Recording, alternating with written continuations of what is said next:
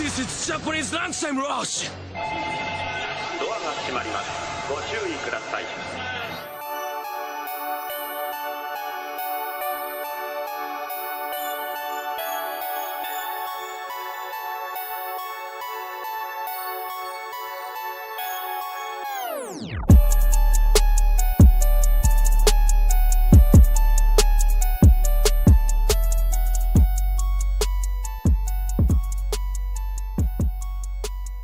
Hi everybody, welcome to the YCast, but this is Japanese Lunchtime Rush instead. Yeah. Anyways, I'm not gonna get used to that. are you not, G? No. Are you used to being back in the YCast yet? Unfortunately, yeah. I was about to say, we're what, how many weeks in at this point? Enough weeks for you to get used to it, I guess. Yeah. What is it, 21 days to form a habit? I don't actually remember. I don't know. That was something I heard a while ago. That might not be accurate anymore. I just remember a bunch of people that were like talking. It's like, oh yeah, 21 days to form a habit. Where it's like, oh, is that consistent day to day? Yeah, but it's the same thing as like thinking about it too. Okay. So it's like if you even like thought about like, oh yeah, we're doing the YCast this week at some point, like it's in your head. Okay. So it's why people are like, oh yeah, get your kid to brush their teeth for like a month straight, and then they'll brush their teeth like going forward, because it becomes a habit that they get used to and their body like recognizes. I see. Anyways, that has nothing to do with Kuroko. Nope. Welcome back to Japanese Lunchtime Rush, everybody. I almost said YCast again because obvious reasons. So this is Japanese Lunchtime Rush episode 2. We're covering episode 2 of Kuroko no Basket, which is called I'm Serious. Yeah, so no, I'm serious. which does fit the later half of this episode pretty well. Like, especially like the very ending, like that last scene. Yeah, it's absolutely the last scene. It's like one of the last things said. That the last scene fits this to a T. However, looking at it, it's like the first part of this is not serious at all. So, what was that, G? A motorcycle. Unfortunately, I can't help. Okay, no, that's fine. I was just wondering what that was. I thought it was a ghost. Yes. Anyways, so we're just gonna jump right into it. We don't need to go over anything. If you don't know, you can watch along with us. We're only 2 episodes in, so episode 3 next Wednesday. Yeah. Feel free to catch up. It's pretty easy. You can watch it on Crunchyroll, watch it on Verve for free. So go enjoy yourself. This is episode 2. Last week was the intro episode. We got a whole lot of not filler, but we got a lot of like the blank. We're starting an anime slate thing. Yeah. Most first episodes do. We got the general introduction to our main characters, Kagami and Kuroko. We got a little bit of backstory into both of them. We saw some of their personality, Kuroko being not shy, but like timid, kind of standoffish person who wants to help. He wants to play team basketball. Kagami starts off as kind of like the hard head who, while he just wants to play exciting basketball. Mm-hmm. So, upon hearing about the Generation of Miracles, he gets very excited, which you see at the very beginning of this, when it starts. First off, the opening of this episode, I forgot if this happens, like I said, it's been like 3 years since I've watched this all the way through, but if the beginning of every episode is this really choppy, like, no flow recap that they do, where they just take... Oh, like, yeah, that's every episode. Oh, boy, I'm not looking forward to that. Forgot that happened. I skipped that. I skipped that. I'm not going to, for the sake of I write the notes for the episode. So, like, you feel free to do that. I'm going to keep watching it just for the sake of getting everything that I can into the notes. Sure. Like, being objective as possible. So, first I want to touch on... I watched the intro pretty closely this time, and there's just one scene in there where Kuroko and Kagami are just standing on railroad tracks. I don't know. Like, for no reason. I just thought that was, like, okay. Why? Like, all the other ones, there are some weird juxtaposition shots where it's like, Riko standing in a crowd by herself, doesn't really have anything to do with anything. But then it immediately cuts to Kuroko and Kagami standing on railroad tracks in the middle of the night. Because I'm just like... I don't know. It looks nice. It does. It was very nice. I paused it there and I was like, that's weird. Mm-hmm. Anyways, so after that, we get the weird recap with very choppy, like, no flow vibes coming off of it, where it's like, oh yeah, this is what happened in the last episode. Here's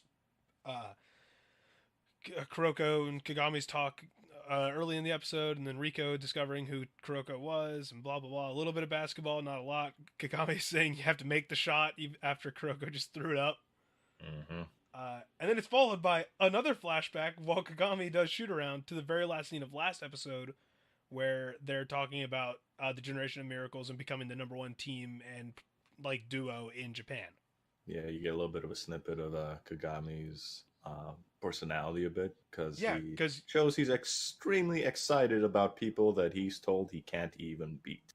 Yeah, and this is like only the second time in the entire series where he actually smiles, which is like, it does a really good job of portraying his character. He's smiling while doing a fadeaway bucket, and then it fades into him asking Hyuga if they can play in a match. So, first off, I do like that flashback with Kagami better than the choppy flashback.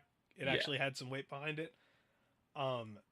Then we cut to him talking to Hyuga about wanting to join the basketball team. Hyuga informs him that he is just a temporary, like a trial member. You have to get the form and actually fill it out, give it to the coach to sign up for the team. And he immediately goes and does that, where we cut to Riko sitting in class playing a PSP. It's a very specific game. Yeah, it's a basketball game. It looked like the character edit menu in like a 2K game. Yeah, it seemed like that's all she cared about in that game. That's all I care about in that game. I mean, fair enough, I guess. Like, she cares about like making like the character's growth and potential. Yeah, I just want to take a little moment here. The show does a really good job of portraying and like continuously reinforcing the personality and the quirks of each character. The characters aren't extremely complex, but the traits that they do have, the show does really well to sort of push them and to show, they have this and they act on it, and their life sort of revolves around how these traits function. With Riko, it's her basketball analysis. I would say the only character who's got like a multi like complex character is Kuroko. Yeah, he's definitely one of the more complex. Just because he doesn't just focus on his like misdirection. Like, that's a big part of him, but like at the same time, he's also the main character, so that makes sense. Yeah. So anyways, from there, Kagami shows up. She spits her juice box all over him because she gets scared from him just slamming his head and hands down on the desk. He gets the form to sign up, and her exact quote is, "Just what is with you rascals?" Because Kuroko showed up earlier, did the exact same thing, avoided getting sprayed by the juice, and also got a form. Yep. So then it cuts to the hallway where Kagami's looking at like the bulletin board, and there's one of like how the senior, like their upperclassmen did the first year the team had or the school was formed and had their basketball club, and it's like, I think they didn't get to inter high, they got to. I think it was inter high then, because it wasn't Winter Cup. I don't remember. They got to the semifinals. Yeah, they got to the semifinals, I think, of inter high, which is very impressive for a first year team, even though later we'll find out like more about this team. Yeah. So it starts making sense later on. Anyways, it does show Kagami reading that, and he goes, "Wow, they weren't kidding." And Kuroko pops up and goes, "Yeah, they're pretty strong." And then Kagami does his first full Kuroko freak out, where he calls him, I think he calls him that bastard, and then just like grabs his head, which is going to be a theme from now on. Like, it's Kuroko kneeing Kagami in the back of the knee, and Kagami grabbing Kuroko's head. I think those are the two constants in there, like that physical style of interaction. Yeah, they're very close friends, clearly. Yeah, and so they argue.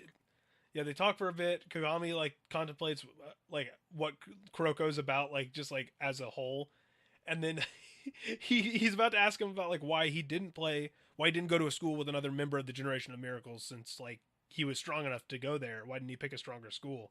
And so as soon as he starts to ask, Kuroko pulls a Batman, and he's not there anymore. Yeah, Kuroko is Batman in this show. He appears and disappears the second you look away. Yeah, at will. Like, it's just like, if you take your eyes off him for a second, he's gone, which comes into play not in this episode, but I think next episode there's a pretty funny scene with it. So then like I was about to say ironically, that's not the right word. Weirdly enough, it cuts to Riko back at home, working on the training menus for all the new recruits and the second years. She's just working on training menus for the next day's practice. And you get the first glimpse. You don't hear his name. You don't like know much about him, but you get to see Rico's dad for the first time. Mm-hmm. So you get to meet the professional fitness trainer and like sports physician that she learned from. I don't actually think he plays a big role in the first season, but no, it's the Winter Cup. There. When the Winter Cup comes around is when he starts like really kind of being there. Mm. So and that's cool. Like you get a glimpse at his character. He's very concerned about his daughter. Very impressed with her work. He's overprotective, and it sort of hints at that. Early. Yeah, it does hint at that, and we'll get more of his character later. But you do get to see him, and then it cuts to the initiation with her laughing like she's some kind of villain out of a bad Resident Evil game. So I'm just like she just does her weird laugh. They're on the roof of the school during the now this isn't a thing that most cultures do, but at like and I don't know about Japanese culture either. Japanese and Chinese culture, this probably happens more often than not, where there's a weekly or maybe even a daily morning meeting for the entire school out in like the courtyard where they go over what's going to happen today, or they make sure everybody's there, whatever. I didn't look into that portion of it, but let's just say that they are on the roof during this morning meeting where everybody, including the teachers, are outside, and Riko informs them that they have to announce to the entire school their name, class, seat number, which is a thing in Japanese culture where they have a specific seat in the class, which isn't common here, but I've had a seat number before. And then and then what they want to do, like what is their goal is this season, like their definitive goal for the basketball season. Their ambition, and yeah, it's got to be like, something good. It can't be, and she tells him it can't be something like I want to play a game. I want to play a game, or Furuhata's response of, can I say I want a girlfriend? So, and she says, if you either fail to do it or don't do it at all, you have to come up back onto this, the roof, same time, after the season's over, and confess to the girl you love naked. Oh, wow. Yeah. So it, like, I literally wrote in my notes, it says, do it or confess naked.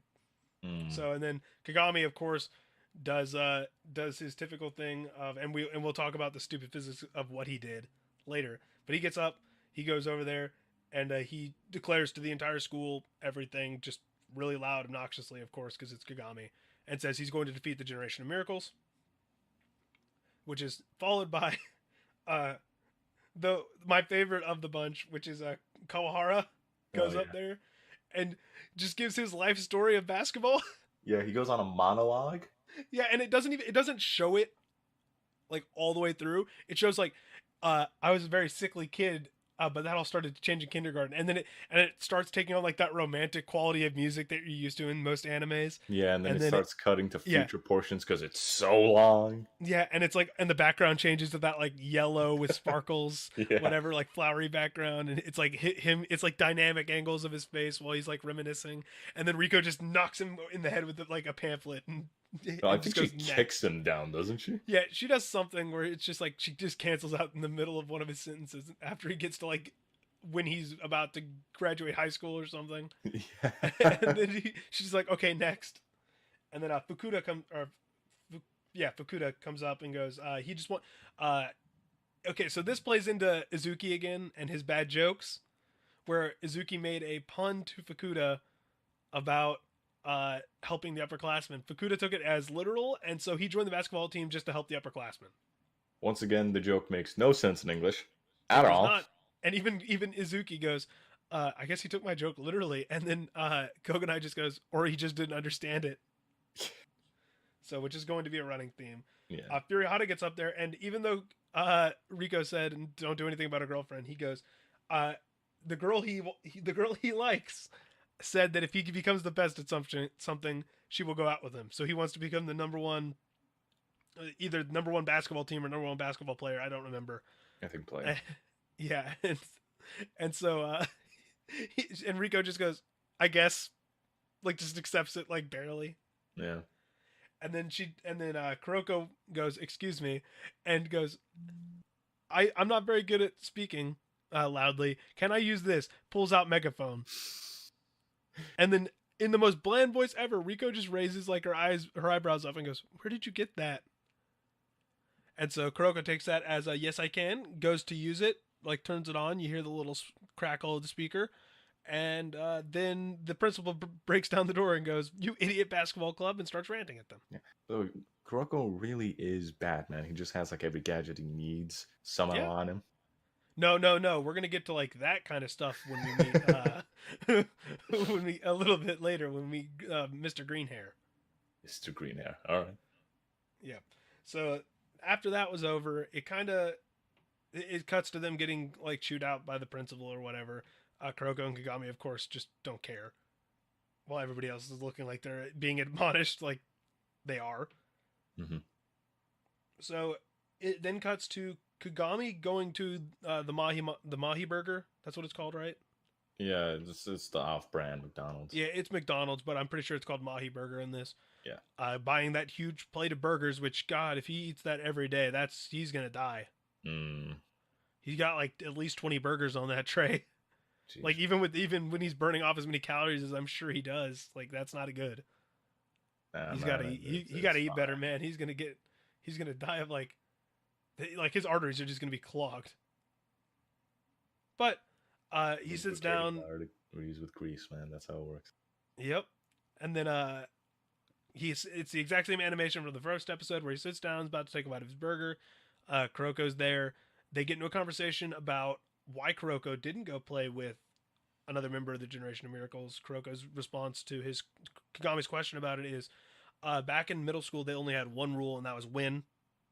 Just winning is the greatest. Winning is everything. So he said they played well. They played together, but not as a team. Yeah, he felt like something was missing, and something was missing. Yeah, and that and I'm going to use the term Mirajin because that's what most of the fandom calls them. Mm-hmm. They were focusing on the Mirajin's individual talents and abilities to win games depending on the matchup. So, and it was just overwhelming. And you're going to see a lot more of that, especially in the next episode. We're going to get a lot of like Taiko and Generation of Miracles stuff in the next episode. Specifically, Kuroko says, we were just missing something, and I think, and he basically immediately says that was teamwork, which is going to be a major theme of Kuroko, the show. Yeah. And like this whole background conversation happens within essentially the same frames from the last episode. There are a couple different ones, so the animation is a little lazy, but you don't really mind that much because it's such a simple conversation. Yeah, usually when it's just, simple lip flaps, no real movement outside of that, you don't really care to know. Yeah, and so they talk a little bit about that. They don't really go into Kagami at all, so it's just learning a little more about Kuroko, which is another theme where it's going to give you a little bit of Kagami and a little bit of Kuroko in pretty much every episode. Mm.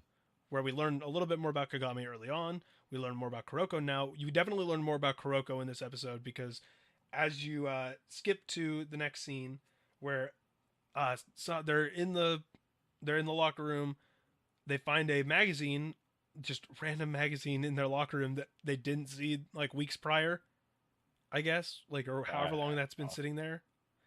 Convenient magazine to move the plot somewhat forward. Convenient magazine that showcases all five of the Generation of Miracles. Yeah. You don't hear about any of them during that opening scene when they're talking about it. They're looking for Kuroko's article, and Kuroko goes, "They did interview me, but they just forgot about me afterwards." And all of them just go so sad.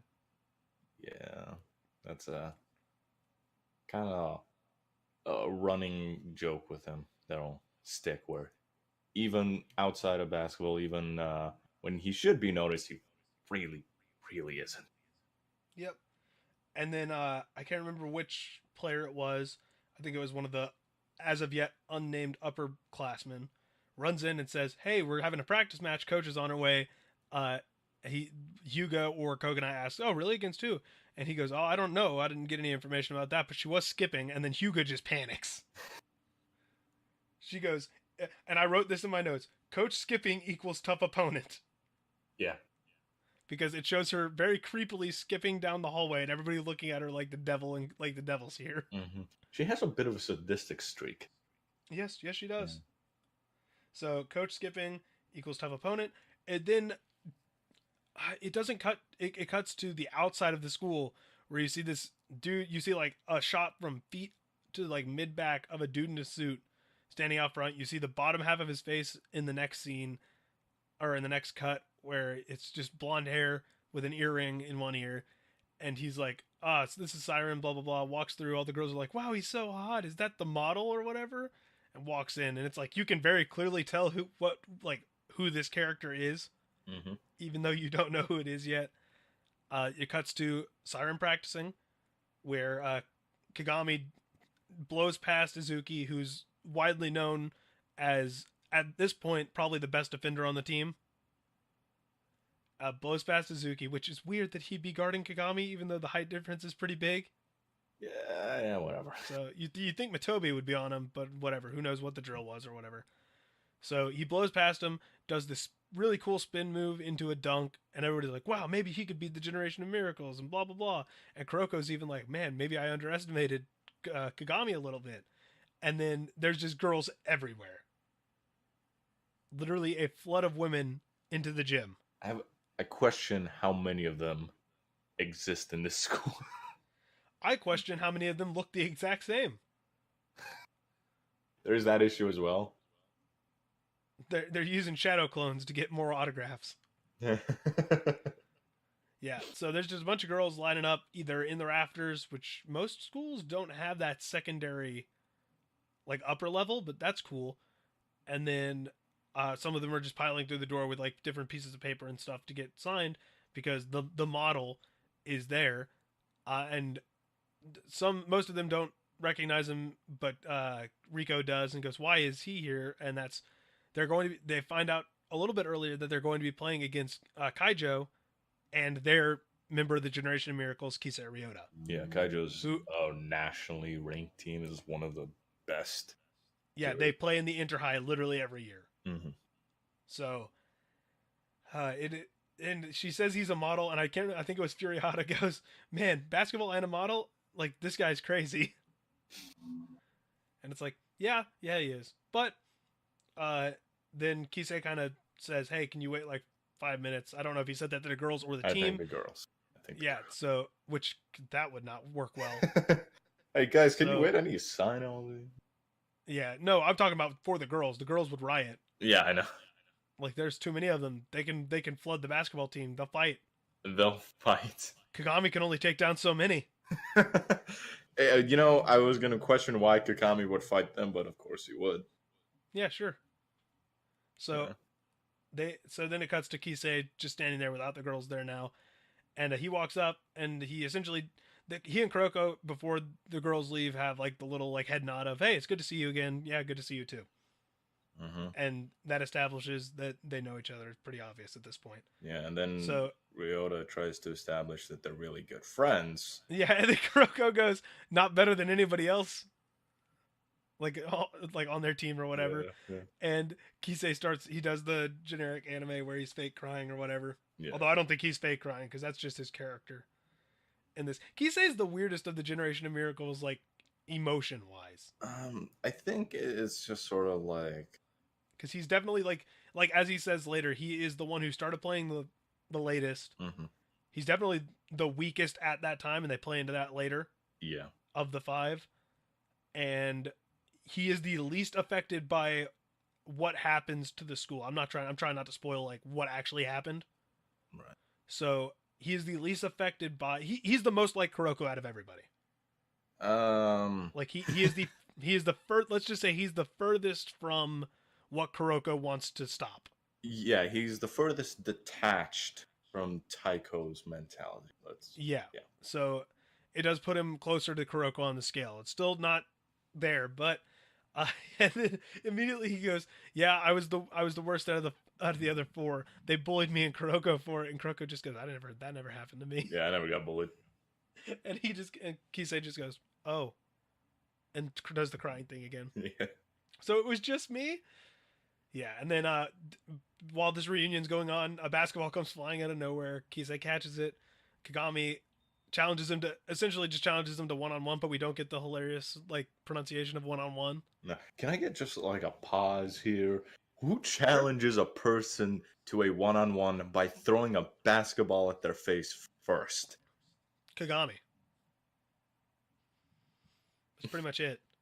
If it was anyone but Kise, he would have just hit them in the face. How are they going to respond to, hey, you want to do one-on-one after that? Sure, I'll play through this concussion. Yeah. Yeah, so Kise's like, I don't know if I'm ready, but then he thinks about it for a second, and he goes, I've got to thank you for that display, showing that he saw what Kagami did earlier. So Kise takes off his jacket. I think he takes off his tie, because he's wearing, but mind you, he's wearing dress clothes. He's wearing a suit. Mm-hmm.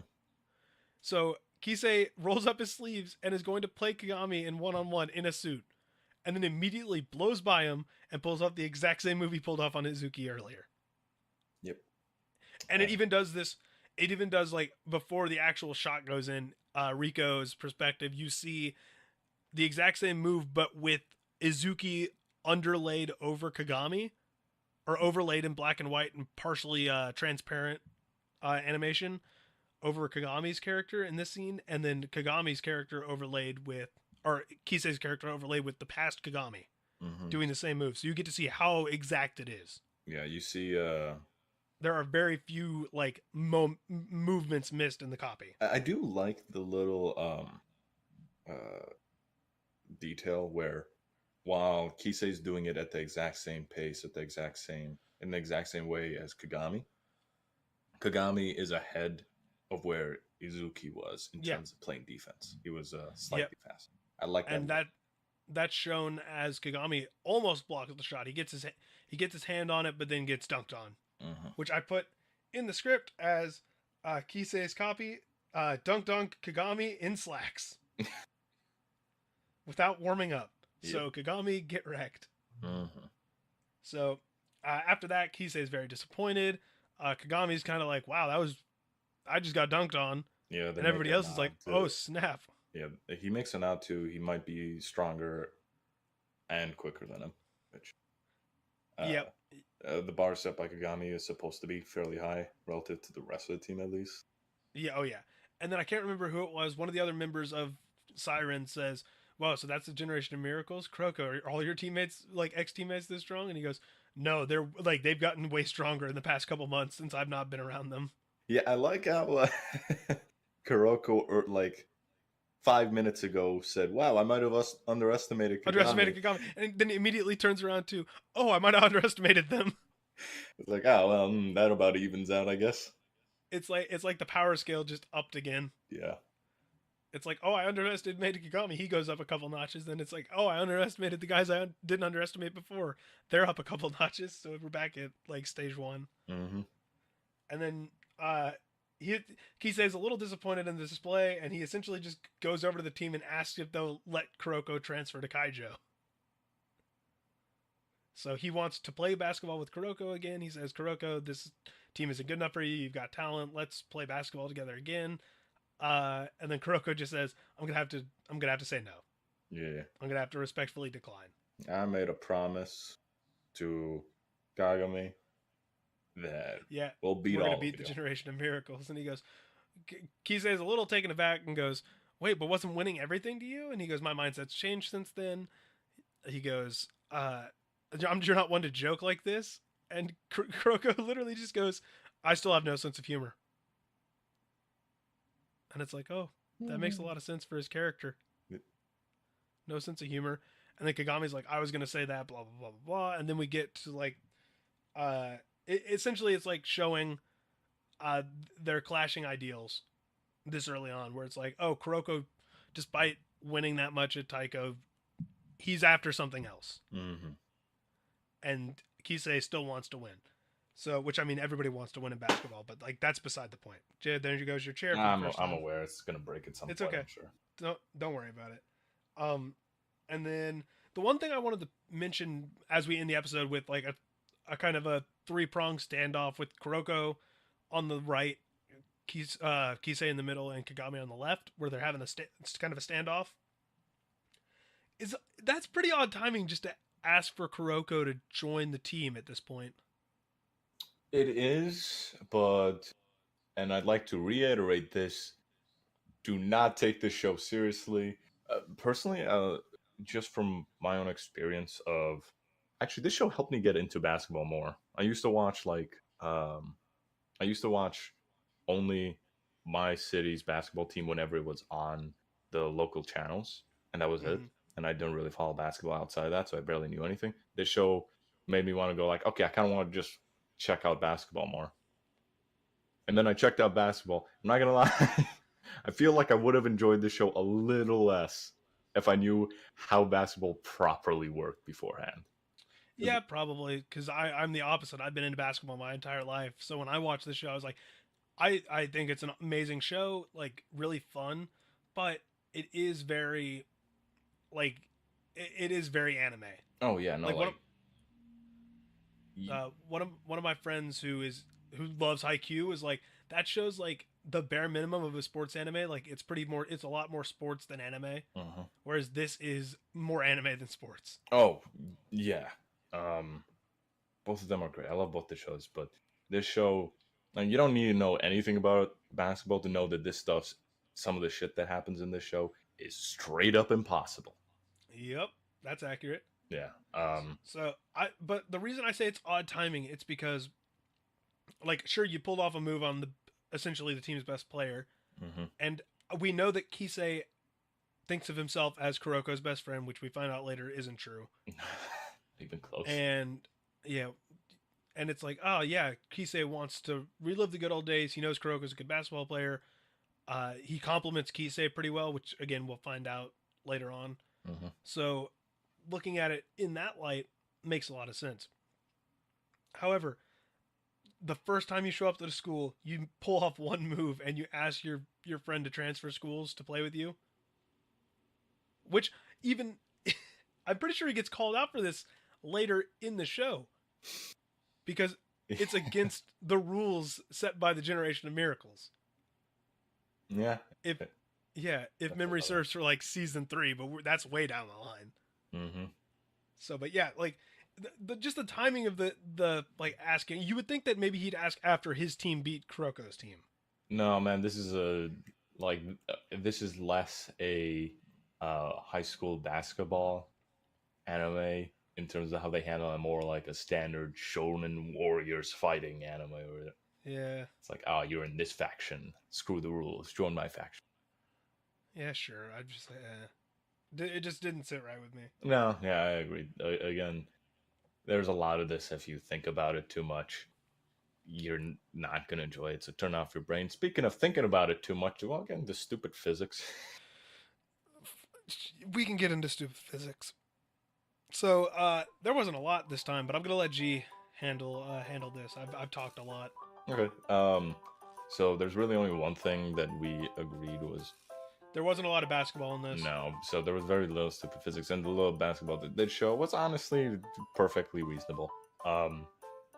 So the one thing that happened is when they were on the roof, and Kagami had to go and was going to give his ambition for the year, he jumps onto the railing and stands on this very thin railing. It's not like it's got a flat top.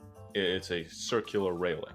He jumps on it, like I don't know how many stories up this roof is. At least 4. At least 4. He's gonna die. He would have died. I don't believe this man has the balance to jump up onto the railing and stabilize himself perfectly. No movement. I think he had his hands in his pockets. Yeah, okay. See, that's where I draw, like, the big concern is the balance, not so much the action. So, yeah. He doesn't do a running jump. It's a walking, just like kind of hop up. Because he's got insane vertical. So, he jumps up, plants one foot, plants the other foot, then hands in pocket, stands to his full height, yells down at everybody, on the rooftop. He's like, I don't know his exact height. He's probably like 6'9". No, he's 6'3". They're actually a little short for like proper NBA. That makes sense, but at the same, okay. But then how tall? Okay, we're not gonna get into. I know their heights. I can tell you. No, but we're not gonna get into spoilers. We're not gonna get into Purple Boy yet. Okay. That's where the big comparison is. I will tell you his height after this then. Yeah. Okay. And then, so Kagami at this point, like he's just standing up there, like I don't know how the wind is. I don't know how his balance is. Whatever. There's no possible way that this works. Like, No. okay, I take it back. There is possibility, but for somebody that tall, with that little, like, we don't know his balance or whatever. We don't know his background. I don't know if he was a gymnast and whatever. By the way, I will say yelling, I'm assuming at the top of his lungs, does not make it easy to stay on balance. Yeah, and nobody else did it, thankfully, because I'm pretty sure the other freshman would have died. Just made me imagine Kuroko trying. Kuroko just appears on the railing. I'm just like, it didn't make a lot of sense then. Still doesn't make a lot of sense. But that's your stupid physics for the week. Yeah, again, if this show followed any proper logic, he would have been dead, and that would have been the end of the show. He would have been dead, or he would have either fallen forward and died, or fallen backwards and gotten laughed at. Yeah, one or the other. So, the last thing I want to touch on here is typically we would kind of compare how the Kuroko players played their basketball in comparison to like an NBA player or an NBA team specifically. Maybe just a well-known player. Yeah, something well-known about basketball, because the creator of the show has multiple times stated that that's what he based his inspiration for a lot of the characters on. Yeah. So we got into it last episode with a character specifically, and we're not going to do that this week because we literally only saw like one sequence of basketball. We saw two sequences. One of them was a shoot around at the beginning, and the other one was the spin move dunk that Kise copied at the end. Yeah, let's name how many people have done a spin move dunk in the NBA. A lot. Yeah. Too many to name. So we're going to skip the NBA comparisons this week, and we'll come back next week, because next week we are going to actually get a game. Yeah, it'll be part of a game. It's going to be split into part 1, episodes? 2. I think it's 2, because it's a practice game, so it's not a full game. Right. I think it's 2. It might be 3, and if it's 3, then sure. Who cares? I mean, we're doing episode by episode anyways, so next Wednesday, you're going to get to see us talk about at least the start of the Kaijo Siren practice game match, and then we'll get into some more in-depth, like we'll kind of speed up the actual talking about the episode and talk more about basketball. Yeah. So until then, we are going to, again, if you want to just watch the show with us, it's on Crunchyroll and Verve. You can watch it for free. You can make an account, whatever. Just if you want to watch it, there you go. We're going to watch episode 3 next week. If you want to subscribe to the podcast, we upload the typical YCast every Sunday, and we upload JLR, Japanese Lunchtime Rush, on Wednesdays. And occasionally you'll get a bonus episode on Friday. There wasn't one last week because I was busy and G was busy, so I had to find a replacement host for the Sunday episode. And you'll probably get a Friday episode, not this week, but the next week. And then you can also join the Discord if you want to talk about Kuroko, you want to talk about anime in general. The link to that is, as always, in the description down below, along with where you can subscribe to the podcast across iTunes, Spotify, Google Play, anywhere you listen to podcast stuff. Everything except for SoundCloud, because SoundCloud is exclusive to SoundCloud-produced podcasts.